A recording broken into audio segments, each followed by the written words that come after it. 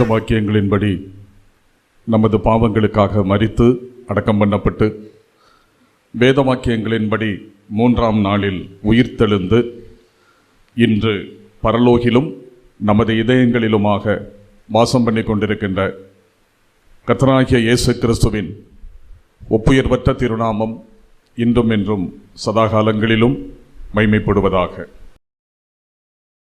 நான் உலகத்திற்கு ஒளியாயிருக்கிறேன். இந்த வசனத்தை வைத்து சிறிது நேரம் நான் உங்கள் மத்தியிலே ஆண்டவரை பற்றி விவரித்து காண்பிக்க வேண்டும் என்று விரும்புகிறேன். இந்த வார்த்தை 2 இடங்களில் வருகிறது. 2 இடமே யோவான் சுவிசேஷத்தில் தான் வருகிறது. 8ஆம் அதிகாரம் 12வது வசனம், 9ஆம் அதிகாரம் 5வது வசனம். யோவான் 8:12. மறுபடியும் இயேசு ஜனங்களை நோக்கி, நான் உலகத்திற்கு ஒளியாயிருக்கிறேன். என்னை பின்பற்றுகிறவன் இருளிலே நடவாமல் ஜீவ ஒளி அடைந்திருப்பான் என்றார். நான் உலகத்திற்கு ஒளியாயிருக்கிறேன் அப்படின்னு சொல்றார். 9:5. நான் உலகத்தில் இருக்கையில் உலகத்திற்கு ஒளியாயிருக்கிறேன் என்றார். நான் உலகத்தில் இருக்கையில் உலகத்திற்கு ஒளியாயிருக்கிறேன் என்று சொன்னார். அப்ப இதிலிருந்து தெரிகிறது, ஆண்டவர் தன்னை யாராக சொல்லுகிறார், எதுவாக சொல்லுகிறார்? உலகத்திற்கு ஒளியாயிருக்கிறேன் அப்படின்னு சொல்றார். இந்த வார்த்தையினுடைய அர்த்தம் என்ன? அதைத்தான் நம்ம சிந்திக்க போறோம்.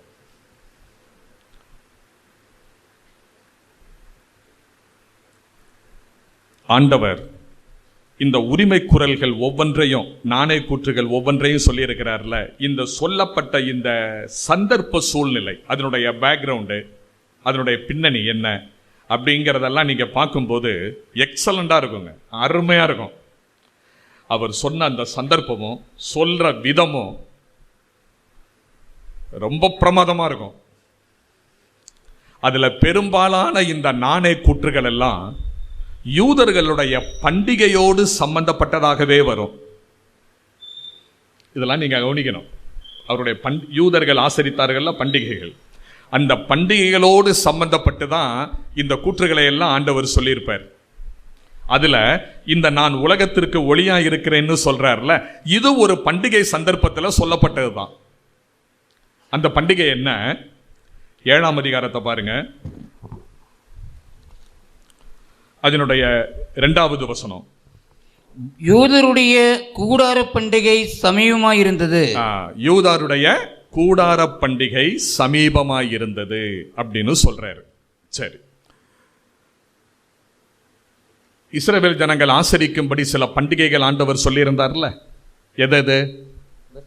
பஸ்கா பண்டிகை, புளிப்பில்லா அப்ப பண்டிகை, முதற் பலனாகிய கதிர்கட்டு அசைவாட்டும் பண்டிகை. பொள்ளாச்சி சபை ஞாபகத்தில் வச்சுக்கோங்க, கரெக்டா சொல்லணும், நீங்க தனி முத்திரை பதிக்கணும்.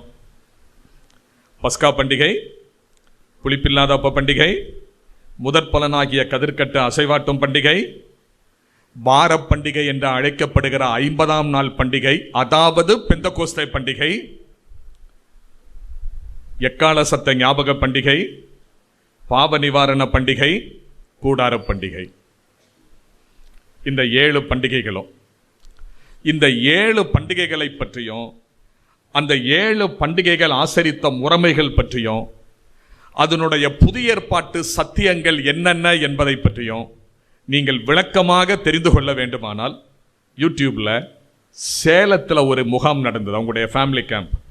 அந்த ஃபேமிலி கேம்பில் சிலுவை முதல் சிங்காசனம் வரை, சிலுவை முதல் சிங்காசனம் வரை என்ற தலைப்பில், அதாவது சிலுவை, பஸ்கா பண்டிகை கிறிஸ்துவினுடைய பலிமரணத்துக்கு அடையாளம், கூடார பண்டிகை 1000 வருட அரசாட்சிக்கு அடையாளம்.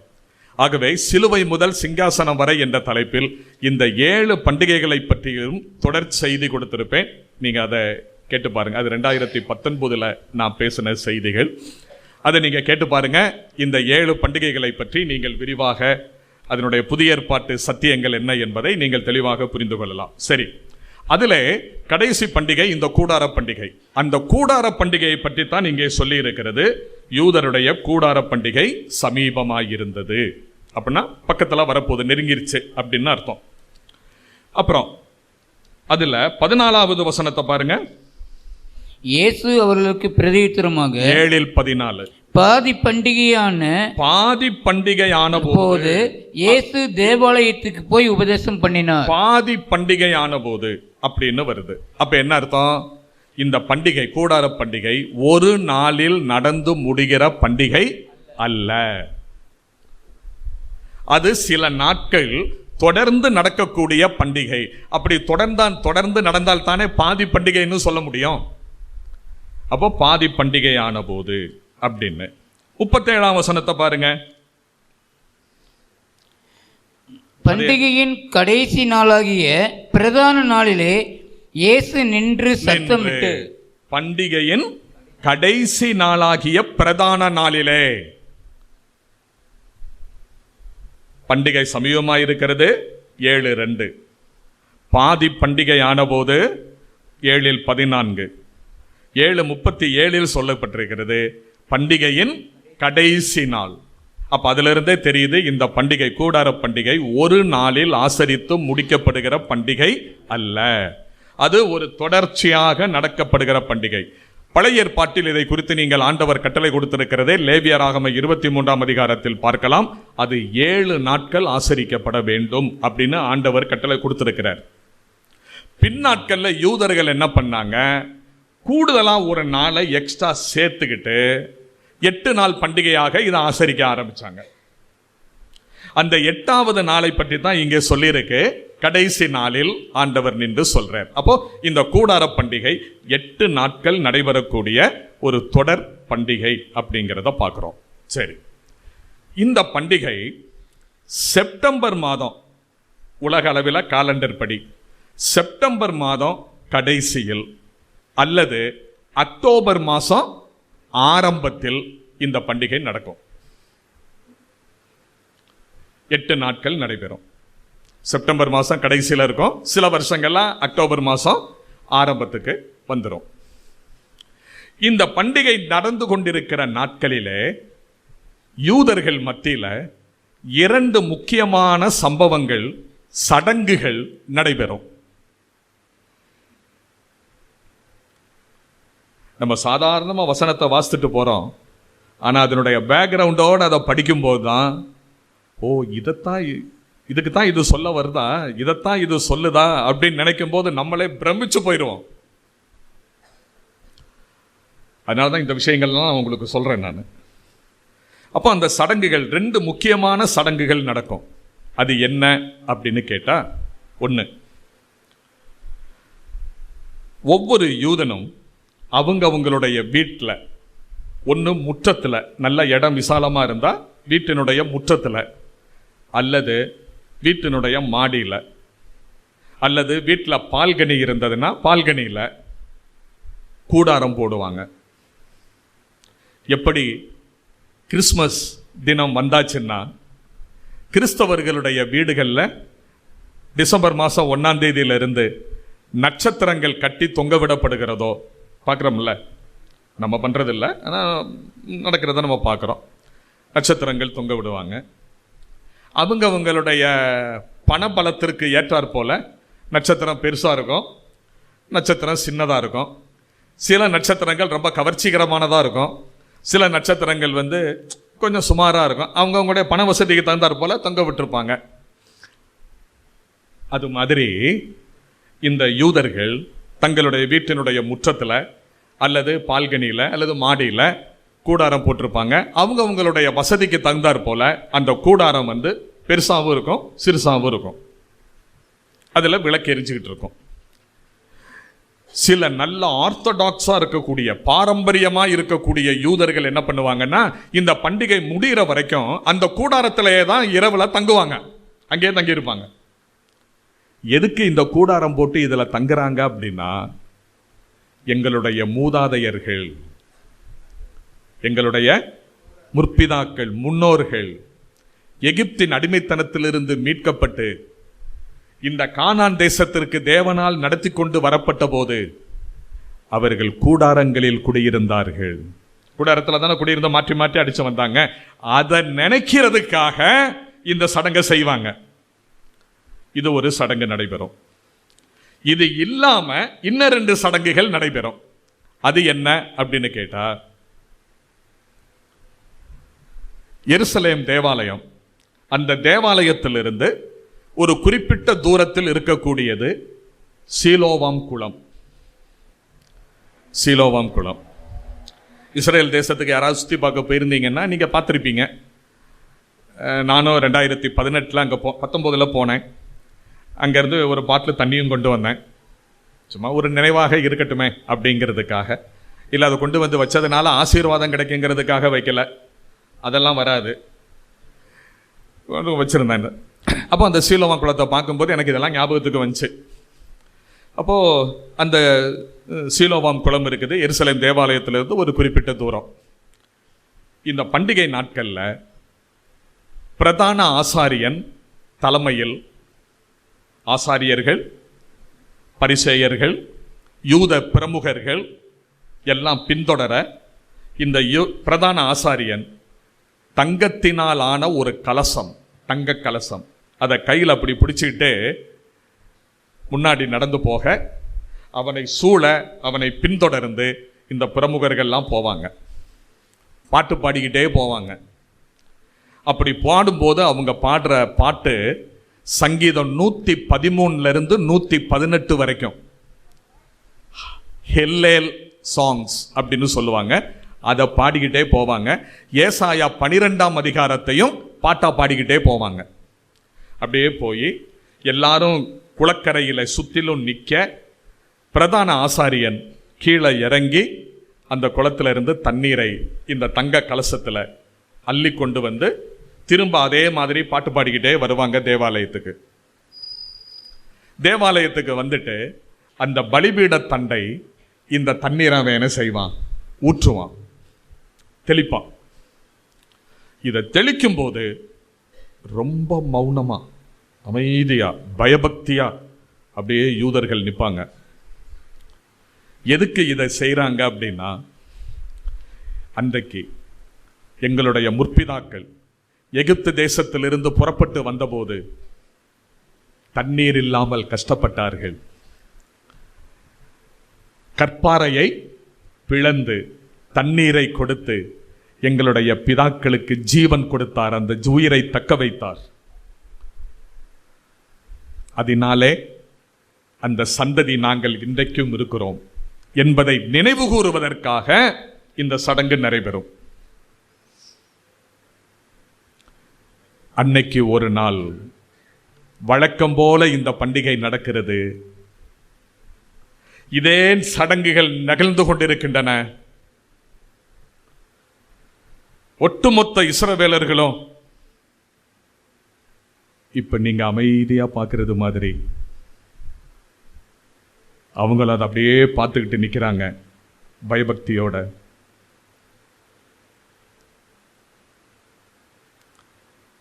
அந்த அமைதியை கிழித்துக்கொண்டு உரத்த ஒரு சத்தம் எங்கிருந்தோ வருகிறது.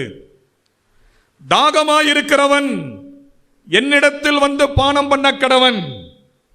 என்னில் விசுவாசிக்கிறவனுடைய உள்ளத்தில் இருந்து வேத வாக்கியங்கள் சொல்லுகிறபடி ஜீவ தண்ணீர் உள்ள நதிகள் ஓடும். இந்த சத்தம் வந்ததும் பயபக்தியாய் நின்று கொண்டிருந்த அத்துணை இஸ்ரவேலர்களுடைய கண்களும் சத்தம் வருகின்ற திசையை நோக்கி திரும்புகிறது. இந்த சத்தத்தை புறப்பட பண்ணினவர் நாசரேத்தூரானாகிய இயேசு. யோசேப்பின் குமாரன் என்றும், பெயல்சபூலின் தலைவன் என்றும், பிசாசுகளின் தலைவன் என்றும், போஜன பிரியன் என்றும், ஆயக்காரனுக்கும் பாவிகளுக்கும் சிநேகிதன் என்றும், தெய்வ நிந்தகன் என்றும் முத்திரை குத்தப்பட்டு அன்றைய மேட்டுக்குடி மக்களால் நிராகரிக்கப்பட்டு ஒதுக்கப்பட்ட ஒரு இளைஞன், 33 வயதுள்ள ஒரு இளைஞனுடைய குரல் புறப்பட்டு வருகிறது. தாகமாயிருக்கிறவன் என்னிடத்தில் வந்து பானம் பண்ண கடவன். என்னில் விசுவாசிக்கிறவனுடைய உள்ளத்திலிருந்து வேத வாக்கியங்கள் சொல்லுகிறபடி ஜீவ தண்ணீர் உள்ள நதிகள் ஓடும். அந்த வித்தியாசத்தை ஆண்டவர் காட்டுறாரு பாருங்க. எதுக்கு இப்படி சொல்றாரு தெரியுமா? ஏப்பா, இந்த தண்ணீரை சீலோவாம் குளத்துல இருந்து கொண்டு வந்து பலிபீடத்தில் தெளிக்கும் போது உங்களுடைய முன்னோர்கள் நம்முடைய முன்னோர்கள் வனாந்தரத்தில் பிரயாணம் பண்ணி வந்தபோது அவர்களுக்கு தண்ணீர் கொடுத்து அவர்களை போஷித்து அவர்களை ஜீவனை தக்க வைத்து காப்பாற்றினதுனால இன்னைக்கு அந்த சந்ததி நாங்க இருக்கிறோம்னு நினைக்கிறீங்களே, சரிதான். ஆனா அந்த தண்ணீரை குடித்தவர்கள் யாரும் இன்றைக்கு உயிருடன் இல்லை. ஆமாவா இல்லையா? அந்த தண்ணீரை குடிச்சவங்க யாராவது இன்னைக்கு உயிரோடு இருக்கிறாங்களா? இல்லை. அவர்களை மரணம் வாரிக்கொண்டது. அவர்களுடைய சந்ததி மட்டும்தான் நீங்கள் இருக்கிறீர்கள். ஆனால் நான் உங்களுக்கு சொல்லுகிறேன், நான் கொடுக்கிற தண்ணீர் தற்காலிகமான தாகத்தை தீர்க்கிற தண்ணீர் மட்டுமல்ல, உங்களுக்கு நிலையான ஜீவனை கொடுக்கக்கூடிய, நித்திய ஜீவனை கொடுக்கக்கூடிய வாழ்வளிக்கும் தண்ணீர் என்னிடத்தில் இருக்கிறது. வாருங்கள் என் அண்டை. ஆண்டவர் அழைக்கிறார். எப்படி இருக்கும் அந்த கூட்டத்துக்கு? அப்புறம் இதே கூடார பண்டிகையின் போது இன்னொரு சடங்கு நடக்கும். அது என்ன தெரியுமா? தேவாலயத்தில் ஸ்திரீகளின் மண்டபம்னு ஒரு மண்டபம் இருக்கும். பல பகுதிகள் இருக்கும். அதுல ஒரு ஸ்திரீகளுடைய மண்டபம், காணிக்க பெட்டியும் அதுல தான் வச்சிருப்பாங்க. ஜனங்கள் காணிக்க போடுகிறதை இயேசு பார்த்து கொண்டிருந்தார் அப்படின்னு வாசிக்கிறோம்ல, அது அந்த லொகேஷன் தான். அது அந்த 2 காசு, ஒரு விதவை வந்து 2 காசு காணிக்க போட்டால அந்த இடம். அப்போ அந்த வளாகத்தில் மிகப்பெரிய 4 ராட்சத குத்து விளக்குகள் வச்சிருப்பாங்க. மாலை நேரம் ஆகும்போது பிரதான ஆசாரியன்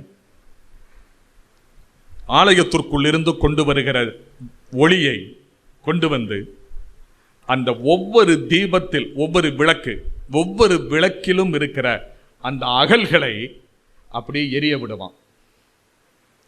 ஒவ்வொரு விளக்கு தீ எரிய ஆரம்பிக்கும் போது எருசலேம் நகரம் முழுவதும் ஒளிமயமாக இருக்கும். இதை ஒவ்வொரு கூடார பண்டிகையின் மாலை நேரங்களில் இதை யூதர்கள் செய்வார்கள். ஆசாரியன் இதை கொண்டு வந்த அந்த தீபங்களை ஏற்றி வைக்கும் போது ஜனங்கள் பயபக்தியாய் நின்று கொண்டிருப்பார்கள். ஏன்?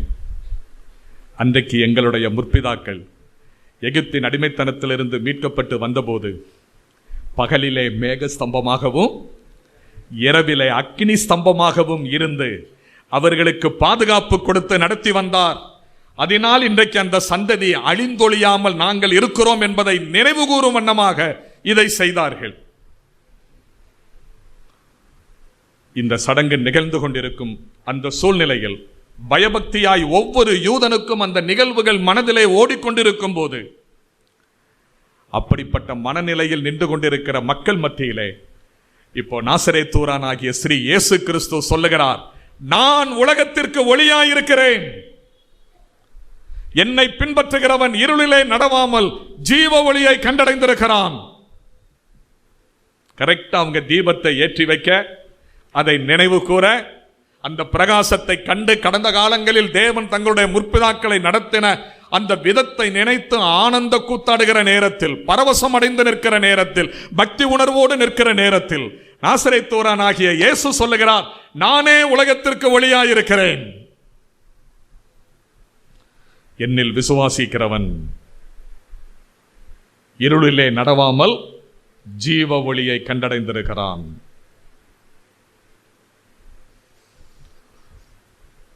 கேட்கிறவங்களுக்கு எப்படி இருக்கும்? நீ ஒரு யோசேப்பின் மகன், தச்சன், போஜன பிரியன், ஆயக்காரர்களுக்கும் பாவிகளுக்கும் சிநேகிதன், உனக்கு எவ்வளவு இருந்தா நான் உலகத்திற்கு ஒளின்னு நீ சொல்லுவ? ஆக்ரோஷம் வரும்ல. இதெல்லாம் ஆண்டவருக்கு தெரியும். இவனுக்கு டென்ஷன் ஆவாங்கிறது அவருக்கு தெரியும். தெரிந்தேதான் சொல்லுகிறார், தான் யார் என்பதை அவர்கள் அறியும்படி.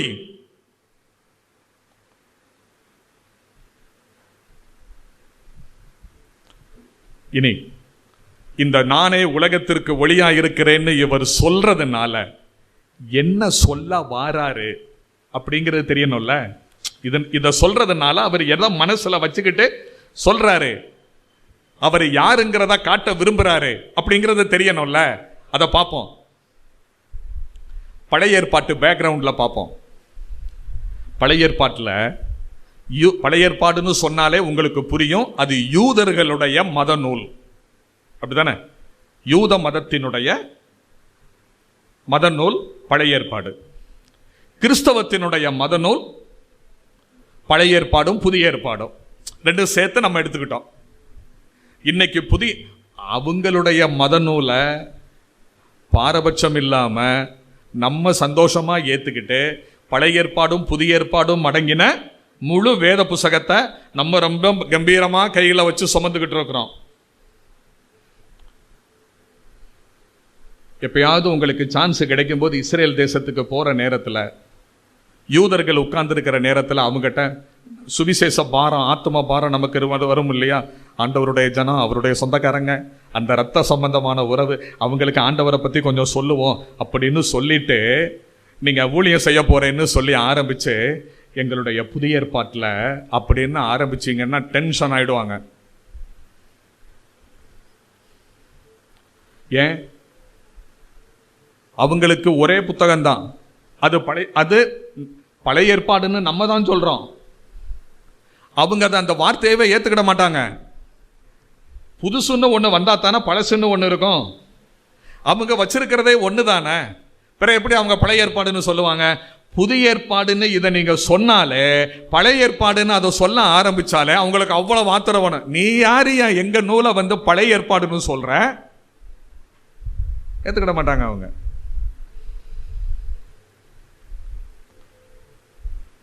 நம்ம அதை அங்கீகரிக்கிறோம், தேவ வார்த்தையாகவே அங்கீகரிக்கிறோம். அப்ப யூதர்களுடைய பின்னணியில, அதாவது அவங்களுடைய சமய நூலின் பின்னணியில, நம்முடைய நம்பிக்கைப்படி பழைய ஏற்பாட்டில் அவர்கள் ஆராதித்து வருகிற தெய்வத்தை பற்றி சொல்லும் போது வெளிச்சொன்னு சொல்லியிருக்கா? சொல்லியிருக்கு.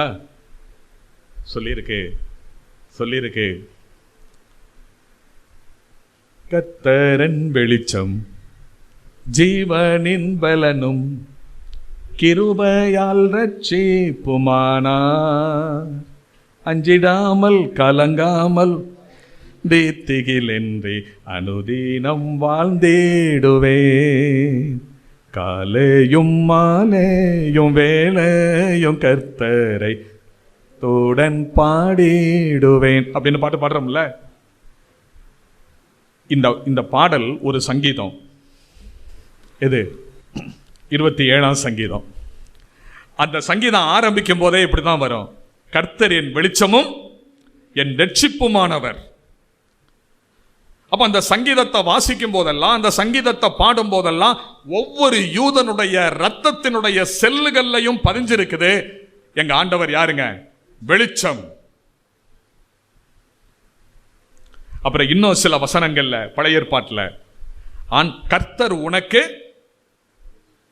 நித்திய வெளிச்சமாயிருப்பார் சொல்லியிருக்கா? இப்படி பல இடங்களில் யூதர்கள் ஆராதித்து வந்த யெகோவாவாகிய தேவன், பழைய ஏற்பாட்டிலே வெளிப்பட்டிருக்கிற தேவனாகிய கர்த்தர் வெளிச்சம் வெளிச்சம் வெளிச்சம் என்று சித்தரிக்கப்படுகிறார். அப்ப வெளிச்சம்னாலே அது யார் தாங்க? எங்க யெகோவா தான், எங்க தெய்வம் தான் அப்படின்னு நெஞ்சு நிமிர்த்தி தலை உயர்ந்து நிற்கிற அந்த யூதர்கள் மத்தியில போய் நின்னுகிட்டு நாசரேத்தூரானாகிய இயேசு சொல்றாரு, நான் உலகத்திற்கு ஒளி. என்ன அர்த்தம்? நான் தாயா யெகோவா, நீங்கள் ஆராதிக்கிற, நீங்கள் சேவிக்கிற அந்த ஒளியாகிய தேவன், யெகோவாவாகிய தேவன் நானே.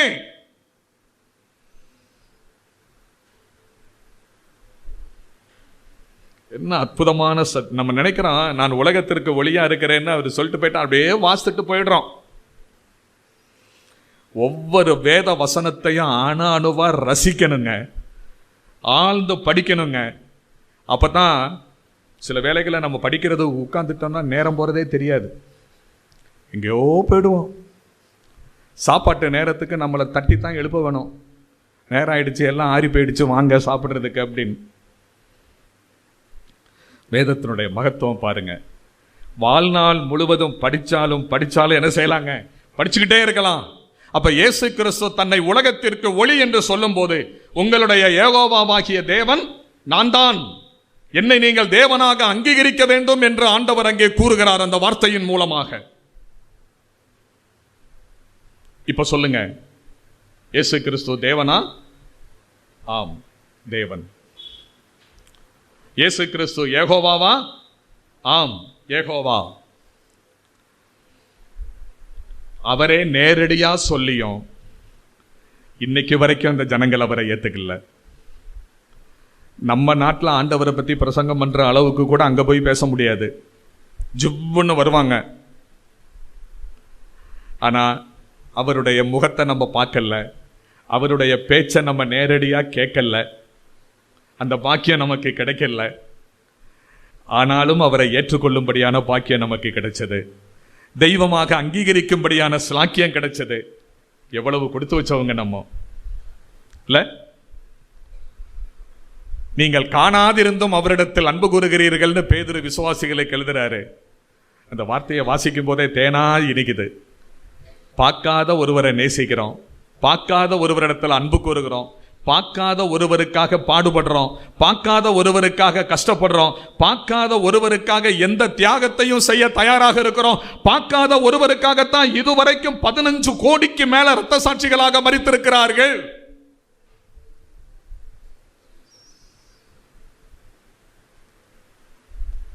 அப்போ நான் உலகத்திற்கு ஒளியாய் இருக்கிறேன் என்று சொல்லும் போது நான் தேவன் அப்படிங்கிறத காட்டுறார்.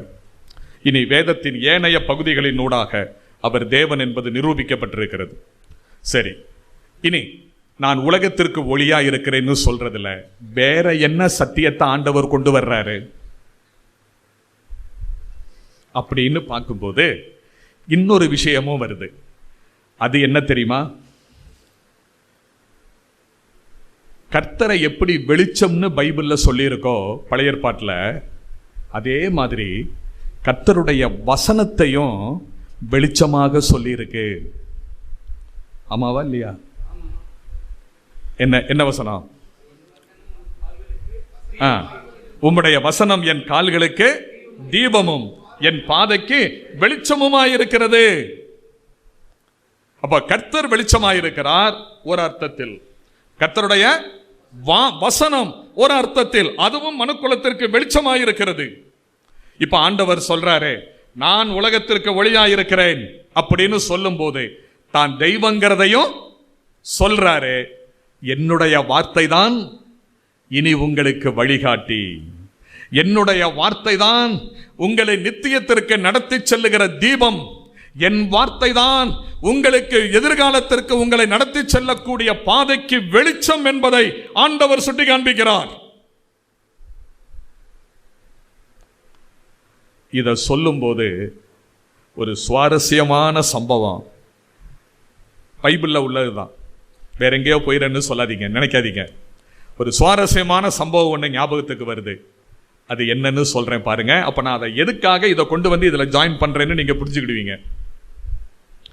ஆண்டவரும் அவருடைய சீசர்களும் ஒலிவு மலைக்கு போனாங்கல்ல, ஒலிவு மலையில் ஒரு மலைக்கு ஜெபம் பண்ண போனார் ஆண்டவர். 3 பேரை கூட்டிட்டு போனாரு. ஜெபம் பண்ணிட்டு இருக்கும் போது மறுரூபமானார்ல. அப்ப யார் யாரு வந்தது? கூட போனாங்க. அங்க வேற 2 பேர் வந்தாங்க இல்லையா? யாரு? மோசேயும் எலியாவும் வந்தாங்க. மோசேயும் எலியாவும் வந்தாங்க. அந்த 2 பேர் நிக்கிறாங்க, இவங்க 3 பேர், ஆண்டவர் இருக்கிறார். இந்த கண்குள்ளா காட்சி அப்படியே பார்த்துட்டு இருக்கிறாரு. இந்த 3 பேரும் பார்த்துட்டு இருக்கும்போது ஆண்டவர் சொல்றாரு, பிதா பேசுறாரு, இவர் என் நேசகுமாரன், இவருக்கு செவி கொடுங்கள், இவருக்கு செவி கொடுங்கள், இவருக்கு செவி கொடுங்கள். யாரை வச்சுக்கிட்டு சொல்றாரு?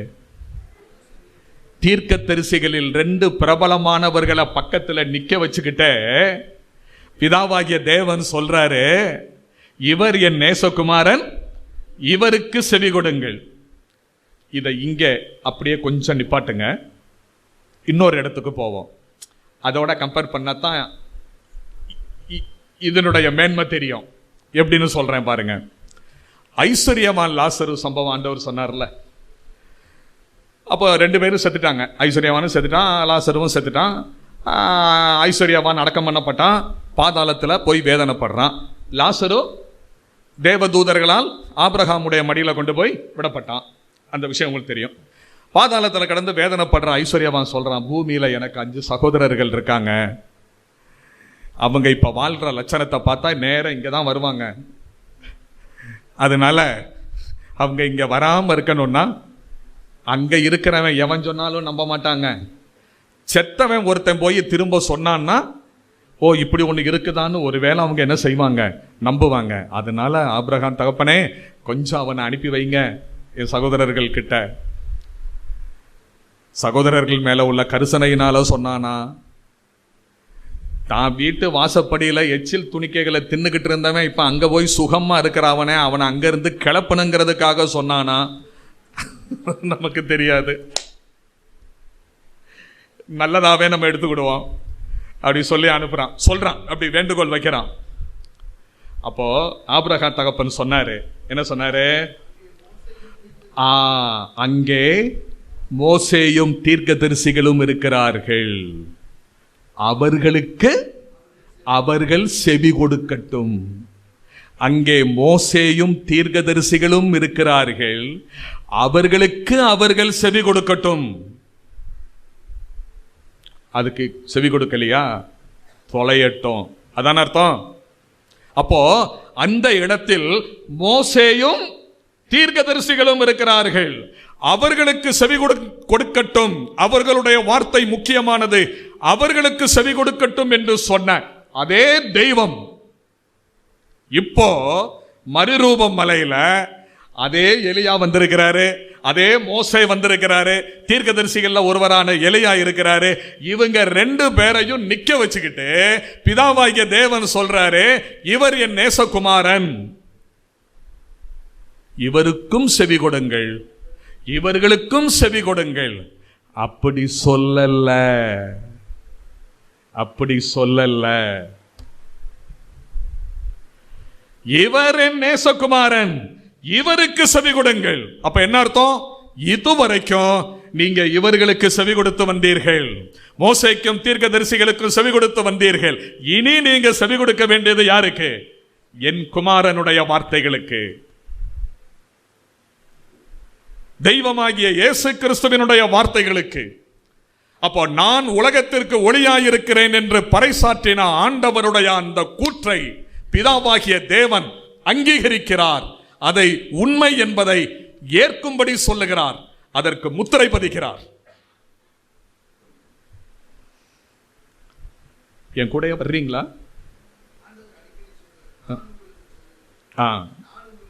ஆமா, பூர்வத்தாருக்கு உரைக்கப்பட்டது, ஆனா நான் உங்களுக்கு சொல்றேன். அப்ப சொல்லப்பட்ட வார்த்தைகள் அதை விட இவருடைய வார்த்தை அழுத்தம் கொடுக்கப்படுகிறதை நாம் அங்கே பார்க்கிறோம். எனவே உலகிலே பிறந்த எந்த மனிதனானாலும் ஆண்டவராகிய இயேசு கிறிஸ்துவையும், இயேசு கிறிஸ்துவை தெய்வமாகவும், அவருடைய வார்த்தைகளை தன்னுடைய நித்தியத்திற்கான வாழ்க்கைக்கான வழிகாட்டியாகவும் ஏற்றுக்கொள்ளாத எந்த ஒரு மனிதனும் மரண இருளிலிருந்து விடுதலை பெற முடியாது, நரக தண்டனையிலிருந்து தப்ப முடியாது, நித்திய ஜீவனுக்குள் பிரவேசிக்க முடியாது. ஆண்டவராகிய இயேசு கிறிஸ்துவை ஒளியாக, வழியாக, சத்தியமாக, ஜீவனாக அங்கீகரிக்க வேண்டும். இந்த வார்த்தைகளை கேட்டுக்கொண்டிருக்கிற, ஒருவேளை இந்த கட்டடத்திற்கு உள்ளே இருந்தோ அல்லது இந்த ஒலிபெருக்கியின் வாயிலாக சற்று தொலைவில் இருந்தோ இந்த வார்த்தைகளை கேட்டுக்கொண்டிருக்கிற உங்களில் யாராவது இதுவரையிலும் உங்களுடைய வாழ்க்கையில் வாழ்க்கைக்கின் ஒளியாக, வழியாக, சத்தியமாக, ஜீவனாக கர்த்தராகிய இயேசு கிறிஸ்துவை ஏற்றுக்கொள்ளாமல் இருந்தால் இன்றைக்கு நீங்கள் அவரை அங்கீகரிக்க வேண்டும். இல்லை என்றால் நீங்கள் இன்னும் இருளில் இருக்கிறீர்கள். இருளில் இருக்கிற நீங்கள் இருளின் அதிகாரியான பிசாசுக்கென்று ஆயத்தம் பண்ணப்பட்டிருக்கிற நித்திய நரக தண்டனைக்குத்தான் செல்ல வேண்டும். அந்த தண்டனைக்கு நீங்கள் போகக்கூடாது என்பதற்காக தெய்வம் மனிதனாக இந்த பூமிக்கு வந்தார் 2000 வருடங்களுக்கு முன்பு. தன்னுடைய சொல்லாலும் செயலாலும் கடவுள் என்பதை நிரூபித்தார். இறுதியில் அகில உலகத்தினுடைய பாவத்தையும் தன்னுடைய சரீரத்தில் ஏற்றுக்கொண்டு சொல்லொன்னா துயரங்கள் அனுபவித்து சிலுவையிலே பலியானார், மரித்தார், மரணத்தை வென்று உயிர்த்தெழுந்தார், இன்றும் ஜீவிக்கிறார், விரைவில் வரப்போகிறார். கால சூழ்நிலைகள் அவருடைய வருகை சமீபமாயிருக்கிறது என்பதை பறைசாற்றுகின்றன. அதற்கு முன் இந்த கர்த்தராகிய இயேசு கிறிஸ்துவை உங்களுடைய வழியாக, ஒளியாக, சத்தியமாக, ஜீவனாக அங்கீகரித்து நித்திய பேரின்ப பெருவாழ்வை உங்களுக்கு சொந்தமாக்கிக் கொள்ளுங்கள் என்று பணிவன்போடு வேண்டிக் கொள்ளுகிறேன். விசுவாசிகளான தேவனுடைய பிள்ளைகளே, உங்களுக்கு ஒரு வார்த்தை. நான் உலகத்திற்கு ஒளியாயிருக்கிறேன் என்று சொன்னவர் நம்மை பார்த்து சொல்லிவிட்டு போயிருக்கிறார். நீங்கள் பூமிக்கு உப்பாக இருக்கிறீர்கள் சொன்னாரா? அப்புறம் உலகத்துக்கு வெளிச்சமாயிருக்கிறீர்கள்.